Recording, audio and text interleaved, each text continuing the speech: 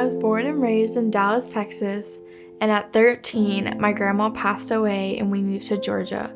A year after that, my grandpa passed away as well, and my mom became an alcoholic.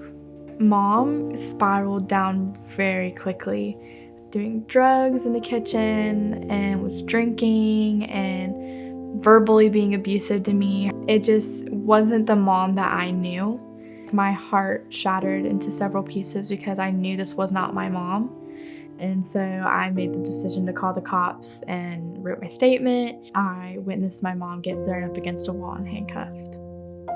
So when I was taken away from my mom at 14, I lost all hope for a family.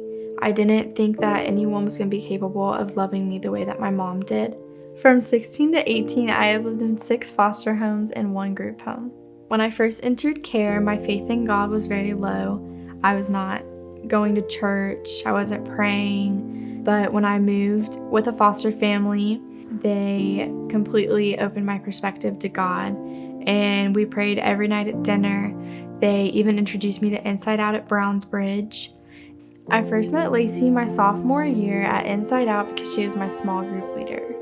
And so Lacey would pick me up right before church, and then I would get to stay with them until dinner time. Eventually, Scott would start saying that he didn't like it because he felt like he was dropping me off at an airport and that I was leaving and they wouldn't see me again. One night when Lacey was bringing me back to the group home after church, she sat in the car with me and she told me that her and Scott felt God tell them that they needed to bring me into their home and to love me.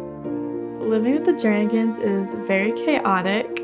The 2 twin girls are a handful, and Lacey's a stay-at-home mom that works, so I kind of help her out with the girls as much as I can. I feel like I just have 2 younger sisters. It's an amazing feeling, and when I left for work the other day, she was even like, "Love you, Momo," and I was like, my heart, like,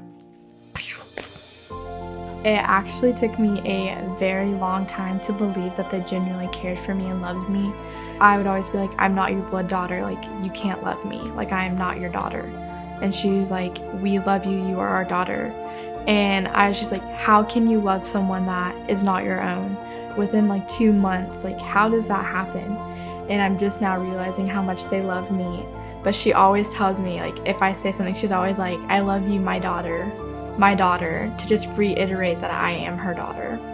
Being in the group home I was in, I was the oldest one there.